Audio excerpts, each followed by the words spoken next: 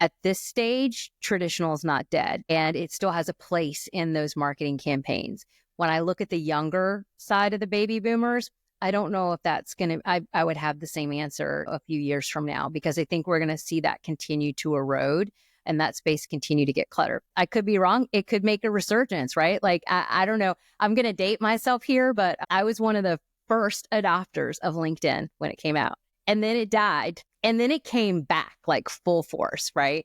And so I've seen things like, go away and come back and like become meaningful again. And so, I could say that now and have a totally different opinion, 3 years from now. But I think right now, today, there is still, it's not a crowded space. We're not getting as much junk mail as we did, a few years ago. It still can, people are still, in that age group, still paying attention to it. And I think done right with the proper mix of digital, can really make a statement in your campaign strategy. But I don't think it's one or the other. I think it's definitely a balance of both. And I think it needs to, maybe that's where you're coming into their home, and that's where you were able to maybe solidify that message of trust, or solidify that, like focus more on like the people that are like you, have used it or seen experience, and make that land, or give them an offer to incentivize them to go online and take an action. I think that's really how we would probably use that in today's market. Yeah. And Tonia, I agree with you that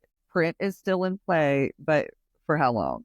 Because it is there. We do have some of the older baby boomers who have to have that piece of paper in their hand. They trust it if they can read it when they're still printing out their their directions, before they drive, even though they have GPS, which my mom still does. Oh, I hope she doesn't watch this. No, just kidding. So I think that, and I agree. I think that they're getting savvier, and the younger baby boomers, especially, they're online, they're tuned in. But I think that, especially for right now, the best idea is to keep a mix of, of everything. I mean, find out, be smart, know where your audience is hanging out, know what they, know what, if your audience, if you know that your audience absolutely hates brochures and doesn't want them, don't do them, but don't count anything out.